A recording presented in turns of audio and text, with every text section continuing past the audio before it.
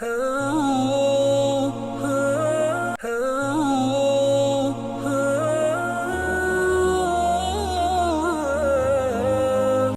புனித மதீனா முனவருடைய ஹுத்பா அப்துல்லா புஆய்ஜான் ஹஃபிதஹுல்லாஹ் நிகழ்த்தியிருந்தார். ஹுத்பாவின் தலைப்பு கஷ்டங்கள் சிரமங்களை விட்டு மனிதர்கள் பாதுகாக்கப்படுவதற்கான சில வழிமுறைகள்.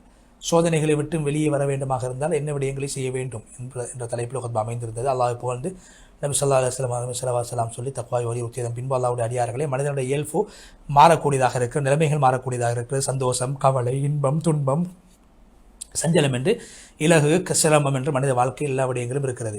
ஆரோக்கியம், நோய் என்று இருக்கிறது, பாதுகாப்பு இருக்கிறது, நோய் இருக்கிறது, சிரமங்கள் மனித வாழ்க்கையில் ஏற்படலாம். இந்த சந்தர்ப்பத்திலே ஒவ்வொரு அடியார்களும் அல்லாஹ்வை புகழ வேண்டும். அல்லாஹ்வுக்கு நலவுகள் கிடைத்தால் அல்லாஹ்வை புகழ வேண்டும், நன்றி செலுத்த வேண்டும். சோதனைகள் ஏற்பட்டாலும் அல்லாஹ்வை புகழ்ந்து பொறுமையை காக்க வேண்டும்.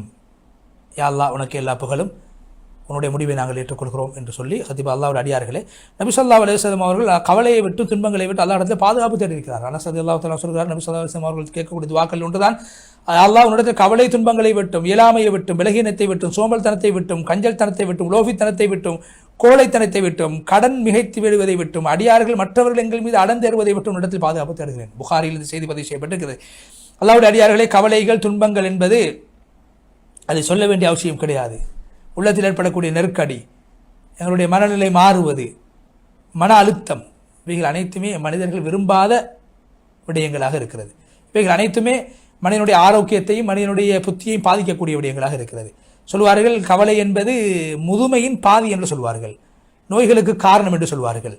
அது பலவீனத்துக்கும் சோம்பல்தனத்துக்கும் காரணமாக மாறிவிடும், தோல்விக்கு காரணமாக ஆகிவிடும், மன தைரியத்தை இல்லாமல் ஆக்கிவிடும். கவலை என்பது பயங்கரமான நோய்,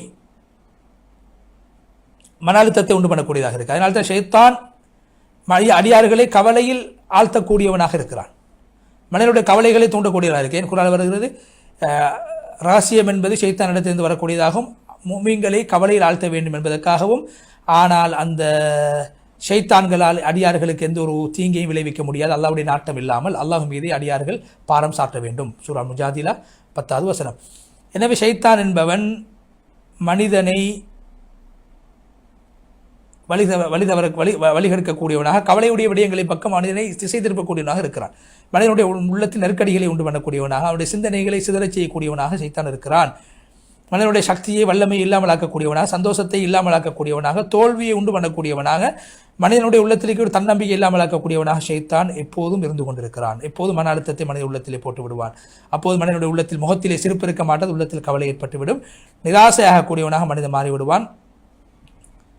இவ்வாறான கவலைகளை மனிதர்கள் போக்குவதற்கும் இல்லாமலாக்குவதற்கும் முயற்சிக்க வேண்டும். அல்லாஹ்வுடைய அடியார்களே, அல்லாஹு தஆலா அடியார்களை சந்தோஷமான விடயங்களை கொடுத்தும், கவலையான விடயங்களை கொடுத்தும், இலகுவான விடயங்களை கொடுத்தும், சிரமமான விடயங்களை கொடுத்து அடியார்களை சோதிப்பான். அடியார்களுடைய அந்தஸ்தை உயர்த்துவதற்காக வேண்டியும், அவருடைய பேரை மறுமையில் அல்லாஹ் உயர்த்துவதற்காக வேண்டியும், நன்மைகளை பல மடங்காக ஆக்கி கொடுப்பதற்காக வேண்டியும். உலகத்தில் மிகவும் சோதிக்கப்பட்டவர்கள் நபிமார்கள், அதுக்கு பின்னால் நபிமார்களுக்கு பின்னால் வாழ்ந்து சிறந்தவர், அதுக்கு பின்னால் நல்லடியார்கள் சாலிஹீன்கள். சஅத் இப்னு மாலிக் சொல்றாங்க, நபி ஸல்லல்லாஹு அலைஹி வஸல்லம் கேட்டு, யா ரசூலல்லாஹ், உலகத்தில் மிகவும் சோதிக்கப்படக்கூடியவர்கள் யார்? நபி அவங்க சொன்னாங்க, முதலாவது நபிமார்கள், இரண்டாவது நல்லடியார்கள், அதுக்கு பின்னால் இப்படி நல்லவர்கள் தான் சோதிக்கப்படுவார்கள். ஒரு மனிதனுடைய மார்க்க பற்றின் அளவுக்கு அவருக்கு சோதனை ஏற்படும். தீனில் ஒரு மனிதனுக்கு சோதனை ஏற்பட்டால் எந்த அளவுக்கு ஒரு மனிதன் தீனில் உறுதியாக இருப்பார், அவருடைய சோதனைகள் அதிகரிக்கும். துனியாவுடைய விடயத்திலே அதேபோல ஒரு அடியான் எந்த அளவுக்கு தீனுடைய விடயத்திலே கவனஈனமாக இருப்பாரோ அவருக்கு அவருடைய அந்த தீனுடைய விடயத்துக்கு ஏற்றவாறு சோதனைகள் ஏற்படும். எனவே அடியார்களுக்கு உலகத்தில் சோதனைகள் ஏற்பட்டு கொண்டே இருக்கும். நாளை மறுமையில் எந்த பாவமற்றவர்களாக அல்லாஹ்வை சந்திக்கும் வரைக்கும். திருமதியில் இந்த செய்தி பதிவு செய்யப்பட்டிருக்கிறது. அல்லாஹ்வுடைய அடியார்களே, பாவங்களின் மூலமாக உலகத்தில் சோதனைகள் ஏற்படுவது என்பது அது ஒரு பகுதி. அல்லாஹ் குர்ஆனில் சொல்கிறான், உலகத்தில் ஏற்பட்ட சோதனைகளுக்கான காரணம் உங்களுடைய கரங்களினால் நீங்கள் தேடிக்கொண்ட விடயங்கள் என்றாலும் அல்லாஹ் அநேகமான விடயங்களை மன்னிக்கலாம். சூரா 30வது வசனம். அனஸ் சொன்னதாக அல்லாஹு தஆலா ஒரு அடியானுக்கு நாடினால் உலகத்தில் அவரை தண்டித்து விடுவான். இன்னொரு அடியானுக்கு அல்லாஹு தஆலா உலகத்தில் ஒரு மனிதனுக்கு நலவை நாடிவிட்டால் உலகத்தில் அவர்களை தண்டிப்பான். அதே நேரத்தில் அல்லாஹு தஆலா ஒரு மனிதனுக்கு கெடுதியை நாடிவிட்டால் அவனை உலகத்தில் தண்டிக்காமல் அவனுடைய பாவங்களை அப்படியே வைத்து மறுமையில் அவனை தண்டிப்பான். திரும்பி இந்த செய்தி பதிவு செய்ய அல்லாஹ்வுடைய அடியார்களே, அல்லாஹ்வுடைய முடிவை ஏற்றுக்கொள்வது என்பது சந்தோஷத்தை ஏற்படுத்தக்கூடிய காரியங்கள் ஒன்றாக இருக்கிறது. அல்லாஹ்வுடைய முடிவை ஏற்றுக்கொள்ளாமல் இருப்பது தோல்வியின் அடையாளமாக இருக்கிறது. அதே போன்று யார் அல்லாஹ்வை பொருந்து கொள்வாரோ அல்லாஹ் அவர்களை பொருந்து கொள்வார். யார் அல்லாஹ் மீது கடினம் யார் அல்லாஹ்வுடைய முடிவை பொருந்து கொள்ளவில்லை அல்லாஹ் அவர்கள் மீது கோபித்துக் கொள்வார். அனஸ் இப்னு மாலிக் ரலியல்லாஹு சொன்னார்கள், சோதனைகளுக்கு ஏற்றவாறு மனிதர்களுக்கு தண்டனை வழங்கப்படும். அல்லாஹ் ஒரு அடியானை நேசித்தால் அவர்களை அல்லாஹ் தண்டிப்பான். யார் அல்லாஹ்வை பொருந்து கொள்வாரோ அல்லாஹ் அவர்களை விரும்புவான். யார் அல்லாஹ் மீது அல்லாஹ் கோபம் கொள்வாரோ அல்லாஹ்வுடைய முடிவை யார் பொருந்திக் கொள்ளவில்லை அல்லாஹ் அவர்களை தண்டிப்பான். அல்லாஹ் அவர்கள் மீது கோபம் கொள்வார். திரும்பி இந்த செய்தி பதிவு செய்யப்பட்டிருக்கிறது. அல்லாஹ்வுடைய முடிவை பொருந்திக் கொள்வது என்பது உள்ளத்தின் நிம்மதியை, சந்தோஷத்தை, நிம்மதியை ஏற்படுத்தும். அல்லாஹ்வுடைய முடிவை பொருந்து கொள்ளாமல் இருப்பது இன்னும் கவலைகளை எங்களுடைய வாழ்க்கையில் உண்டு பண்ணிக்கொண்டே இருக்கும். ஒரு கவிதையை சொல்கிறார்கள், கவலை உள்ளவனே நிச்சயமாக கவலை என்பது சென்றுவிடும், நன்மை வரும் என்று நீ எதிர்பார்த்து கொண்டிரு. ஏன் அல்லாஹு தாலா சோதனைகளுக்கு பின்னால் நன்மையை நலவை ஏற்படுத்தக்கூடியவன் இருக்கிறான். நிராசை என்பது ஒரு அடியானை அல்லாஹ்வுடைய தொடர்பை விட்டு துண்டித்துவிடும். எனவே அல்லாஹ் தான் நல்ல விடயங்களை செய்கிறான், நீ நிராசையாக வேண்டாம். அல்லாஹு தாலா சிரமத்துக்கு பின்னால் இலகுவை ஏற்படுத்தக்கூடியதாக இருக்கிறான். எனவே அல்லாஹு தாலா எல்லா விடயங்கள் கெடுதிகளை வருவதை விட்டு மனிதனை பாதுகாக்கக்கூடியவனாக அல்லாஹ் இருக்கிறான். எனவே நீ பதட்டம் அடையாது. எனவே நீ சோதிக்கப்பட்டால் அல்லாஹ் இருக்கிறான் என்று நம்பிவிடு. அல்லாஹ்வுடைய முடிவை நீ ஏற்றுக்கொள். நிச்சயமாக அல்லாஹு தாலா தான் சோதனைகளை விட்டு மனிதர்களை பாதுகாக்கக்கூடியவர் இருக்கிறார். அல்லாஹு தாலா ஒரு முடிவை செய்துவிட்டால் அந்த முடிவுக்கு நீ கட்டுப்படு. அல்லாஹு தாலா செய்த முடிவில் உனக்கு எந்த ஒரு அல்லாஹ் ஒரு முடிவை செய்துவிட்டால் அதிலிருந்து உனக்கு உன்னால் வெளியே வர முடியாது. அல்லாஹ் மீது சத்தியமாக அல்லாஹ்வை தவிர உனக்கு உதவி செய்யக்கூடியவர் யாருமே கிடையாது. அல்லாஹ் உனக்கு போதுமானவனாக எல்லா விடயங்களுக்கும் என்று சொல்லி, நிச்சயமாக யார் உலகத்தில் அல்லாஹ் என்னுடைய இறைவன் என்று சொல்லி அதில் உறுதியாக இருந்திருப்பார், அவர்களுக்கு ஒரு மரணிக்கக்கூடிய நேரத்தில் எந்த ஒரு பயமோ அச்சமோ கவலையோ இருக்க மாட்டார். அவர்கள் தான் சொர்க்கவாதிகள், சொர்க்கத்தில் நிரந்தரமாக இருப்பார். அவர்கள் செய்த விடயங்களுக்கான கூலி அவர்களுக்கு வழங்கப்படும். சூரா அல்-அஹ்காஃப் 13-14 வசனம். அதை ஓதி ஹத்பாவுடைய முதலாவது பகுதியை விட்டு ஹத்தீபா விடைபட்டு சென்று இரண்டாவது பகுதியிலே ஹத்தீபா அல்லாஹ் போல் நபி ஸல்லல்லாஹு அலைஹி வஸல்லம் ஸலவாத் ஸலாம் சொன்னதன் பின்பு அல்லாஹ்வுடைய அடியார்கள் உள்ளத்துக்கு நிம்மதி தரக்கூடிய விடயங்கள், கவலையை போக்கக்கூடிய விடயங்கள் முக்கியமான ஒன்றுதான். நேர்வழி என்பது, ஈமான் என்பது அல்லாஹ் ஒருவன் என்று ஏகத்துவப்படுத்துவதாகும். அல்லாஹ் குர்ஆனில் சொல்கிறான், யாருடைய உள்ளத்தை இஸ்லாத்துக்காக அல்லாஹ் விரிவாக்கி விட்டானோ அவர்கள் அல்லாஹ்வுடைய ஒளியில் இருக்கிறார்கள். யாருடைய உள்ளம் கடினமாக இருக்கும், அல்லாஹ்வுடைய சிந்தனை இல்லாமல் இருக்கும், அந்த உள்ளத்துக்கு கேடு உண்டாகட்டும், அவர்கள் வழிகேட்டில் இருக்கிறார்கள். சூரா அஸ்-ஸுமர் 22 வசனம். அதே போல் அல்லாஹ் சொல்ற, யாருக்கு அல்லாஹ் நேர்வழியை நாடுகிறான் அவருடைய உள்ளத்தை விசாலமாக விரிவாக ஆக்குவான். யாரை அல்லாஹ் வழிகெடுக்க நாடுகிறான் அவருடைய உள்ளத்தை அல்லாஹ் நெருக்கடியாக அல்லாஹ் ஆக்கி விடுவான்.